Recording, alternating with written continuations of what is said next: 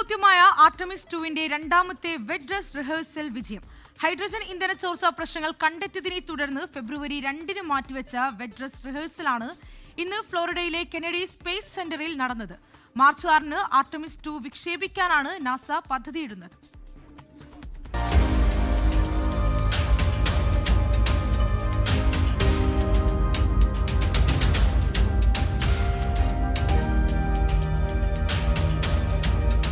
അഞ്ച് പതിറ്റാണ്ടിനു ശേഷം ചന്ദ്രനിലേക്ക് മനുഷ്യരെ വഹിച്ചുകൊണ്ടുള്ള ആദ്യ ദൗത്യമാണ് ആർടെമിസ് 2.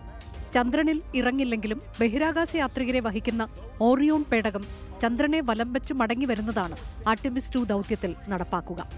ഈ ദൗത്യത്തിനായുള്ള വെറ്റ് ഡ്രസ് റിഹേഴ്സലാണ് ഇന്ത്യൻ സമയം ഇന്ന് രാവിലെ 7 മണി മുതൽ ഫ്ലോറിഡയിലെ കേപ്പ് കനാവറിലെ കെന്നഡി സ്പേസ് സെന്ററിൽ വിജയകരമായി പൂർത്തിയാക്കിയത്. യഥാർത്ഥ ഇന്ധനം ഉപയോഗിക്കുകയും എന്നാൽ വിക്ഷേപണത്തിന് തൊട്ടുമുൻപ് നിർത്തുന്നതുമായ പരിശീലന കൗണ്ട്ഡൌൺ ആണ് വെറ്റ് ഡ്രസ് റിഹേഴ്സൽ. ഇന്നത്തെ പരീക്ഷണത്തിൽ 7 ലക്ഷം ഗാലൺ ഇന്ധനം റോക്കറ്റിൽ നിറയ്ക്കുകയും വിക്ഷേപണ ദിവസം പിന്തുടരുന്ന അതേ ഘട്ടങ്ങൾ വിജയകരമായി പൂർത്തിയാക്കുകയും ചെയ്തിരുന്നു.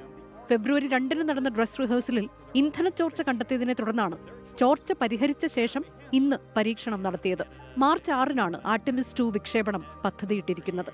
Read Wiseman, Victor Glover, Christina Koch, Jeremy Hansen എന്നിങ്ങനെ 4 അംഗ സംഘമാണ് ആർടെമിസ് 2 ദൗത്യത്തിൽ ഉള്ളത്.